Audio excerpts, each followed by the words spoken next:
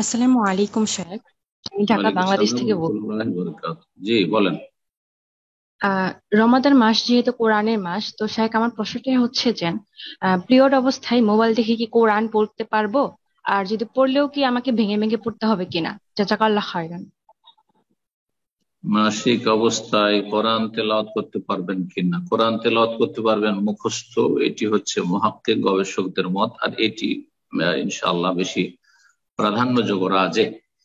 যদিও জমহুর অধিকাংশ আইম্মা কেরাম বলেছেন যে মাসিক অবস্থায় কোরআন পড়তে পারবে না, কিন্তু তাদের কোনো অকাট্য দলিল নেই ওইরকম মজবুত। জি।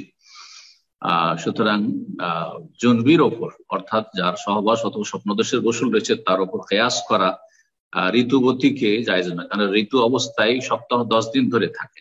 পক্ষান্ত একজনের গোসল ফরজ হয়েছে সহবাস অথবা স্বপ্নদোষে, সে সাথে সাথে গোসল করলে পাক হয়ে যেতে পারে। সুতরাং দুটো মাসলা একরকম না, ভিন্নতা রয়েছে।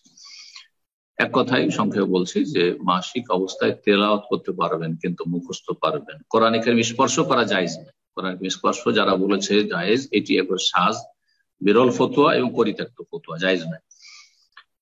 বাকি কথা হলো যে মোবাইলে যখন আপনি পড়ছেন তখন মোবাইলটা ধরে কোরআন তেলাওয়াত করতে পারেন। মোবাইল মুসহাফ নয়। যেটা নিষেধ সেটা হচ্ছে মুসহাফ। কোরআন কারীমে যা 23 পারা কোরআন রয়েছে এবং যেটাকে মুসহাফ বলা হয়, মোবাইলে যখন অ্যাপসটি খুলেছেন সেটাকে কেউ মুসহাফ বলবে না যে মোবাইল থেকে পড়ছেন, আপনি অ্যাপস থেকে পড়েছেন। সুতরাং মোবাইল স্পর্শ করতে পারবেন, কিন্তু মোবাইলে যখন স্ক্রিনে আসছে অক্ষরগুলি কোরআন কারীমে, সেই অক্ষরগুলিতে হাত দেবেন না। নাপাক অবস্থায় মাসিক অবস্থায় তেলাওয়াত করুন দেখে দেখে, কিন্তু মোবাইলের স্ক্রিনে কোরআনের আয়াতগুলো আপনি স্পর্শ করবেন না। জি, আল্লাহ তাআলা আলাম। জি।